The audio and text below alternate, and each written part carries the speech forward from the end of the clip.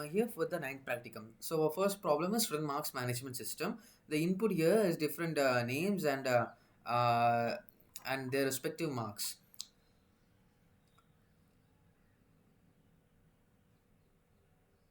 And we are given to asked to print the marks.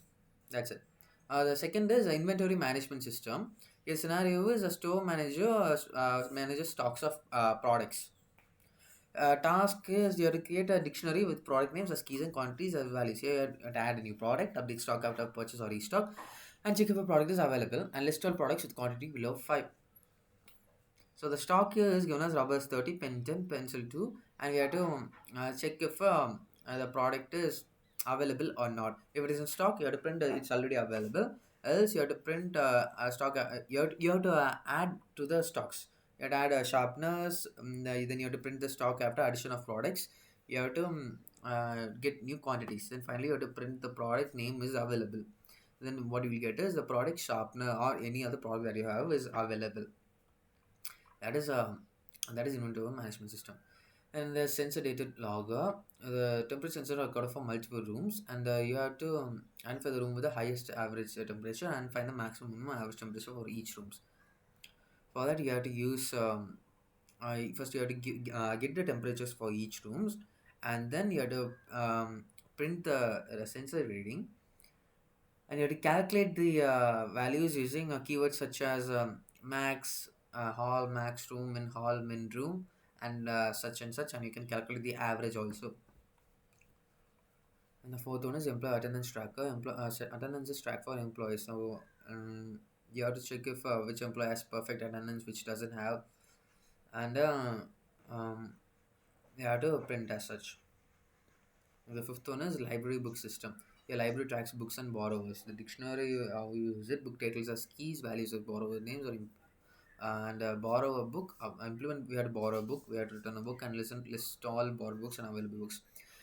You have to input the library books one by one, and yeah, you have to then input borrowing book name, and you have to input the borrower's name. If the book is being returned, then you have to show which book is being returned, the name of the book being returned, and we have to append it to library books dot items. And we have to also print the available books and print the non-available books. Next problem is voting system. Votes are counted for candidates in an election. Here the input is different types of words, CAD 1, CAD 2, CAD 3, which is 12, 34, 45, and you have to find the you have to display total votes, and that is you have to print the votes. After that you have to determine the winner. The winner is the man with the highest vote, so you have to determine the winner where here winner is equal max of vote stat values. Now for the seventh question, employee salary report. HR maintains employee salaries.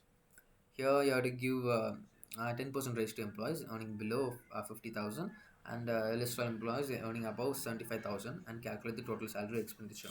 You have given names with employee earnings, and if the earning is below 50,000, you have to give 10% raise, and if it's above 75,000, you have to note their names, and and print them. Eighth one is customer order tracking. Here orders are recorded for each customer.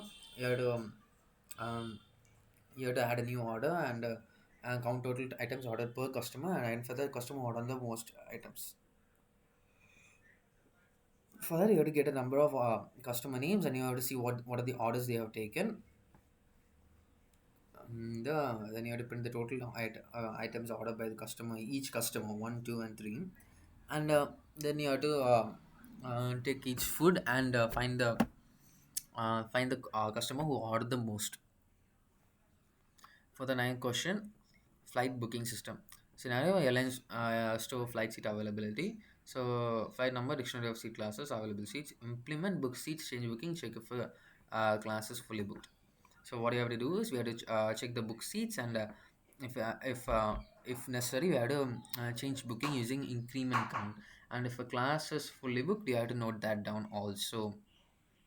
So here, if seats are booked fully, you have to write not enough seats is available.